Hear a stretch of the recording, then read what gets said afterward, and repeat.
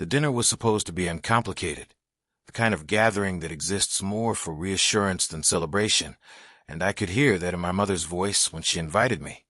Careful with her words, excited but guarded, as if she needed everything to go well to prove something to herself, telling me she wanted me there because she wanted us all to meet someone important in her life, someone she had been seeing for a while. And then she added almost casually, though nothing about it was casual at all, that he was a senior officer, still active, highly respected, a man who had done very well for himself. And I knew exactly what that meant to her, because she had always admired visible authority, uniforms, titles, things that made sense on paper. So I arrived early like I always do, wearing plain clothes, no insignia, no reminders of the years I spent in places that don't come up in polite conversation, standing in the hallway while she fussed in the kitchen. And when her partner finally arrived, he filled the doorway in the way some men do, tall, rigid, practiced confidence, the kind that comes from decades of being listened to without question. And he shook my hand once, firmly, assessed me in a single glance, and moved on, already louder than the room required, already telling stories before his coat was off, stories about commands he'd held, people who reported to him, decisions that shaped operations most people only ever read about, and everyone listened, including my mother, who watched him with that mixture of admiration and relief that comes from feeling chosen by someone powerful. And as we sat down to eat, the conversation never left him, every question looping back to his experience, his authority, his opinions on leadership and discipline, and how standards were slipping everywhere else. And eventually, as it always does, the focus shifted toward me, not because I demanded it, but because silence makes people uncomfortable. And he asked me directly what unit I was with now, and I answered honestly, calmly, that I wasn't attached to any unit anymore. And he smiled in a way that wasn't cruel, but wasn't kind either, the smile of someone who believes they've already figured you out.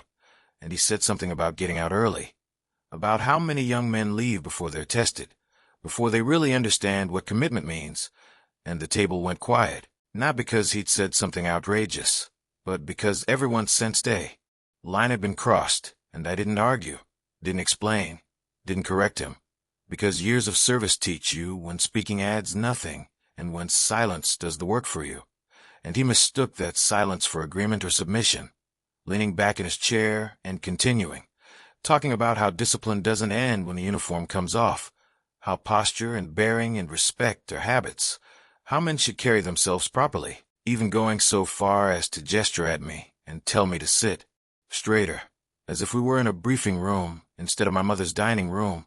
And I calmly told him this wasn't a command environment, that he didn't outrank me here. And he smiled again, satisfied, telling me that he outrank me everywhere. And I nodded, because in a technical sense he was right. Rank on paper does matter in certain contexts, just not all of them. And then the doorbell rang, unexpected, sharp, breaking the tension. And my mother looked confused, because she hadn't invited anyone else. And I stood up and said I had, because there are moments when timing matters more than explanation. And when I opened the door, two men stepped inside, both dressed plainly, no uniforms, no badges visible, but their posture gave them away immediately, the kind of posture you don't practice, the kind that stays with you long after you've stopped needing it.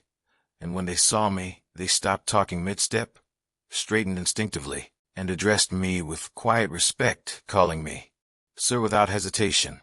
And that was the moment the room changed, because respect like that isn't casual. It isn't performative. It's reflexive.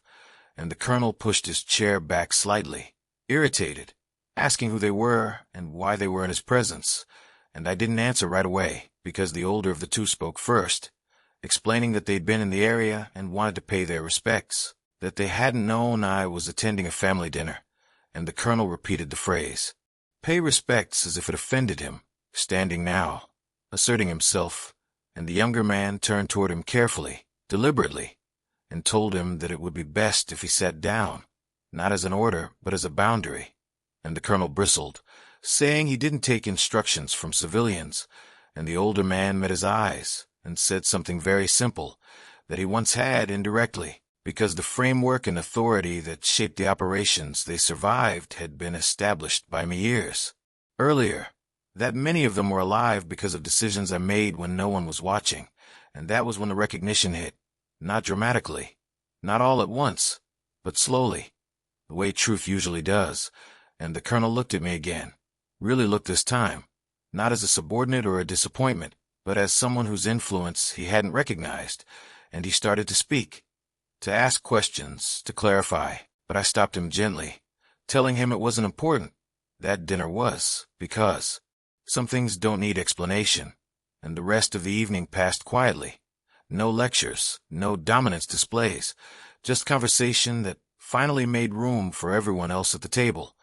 And when I stood to leave, the colonel stood as well, careful now, apologizing for speaking out of turn, and I accepted it because apologies don't need ceremony. And on the drive home, I thought about what the military teaches you early if you're paying attention. That rank matters only within context, that authority doesn't announce itself at dinner tables, that real leadership is rarely loud, and that respect, the kind that lasts, is never taken, only recognized when a moment finally demands it.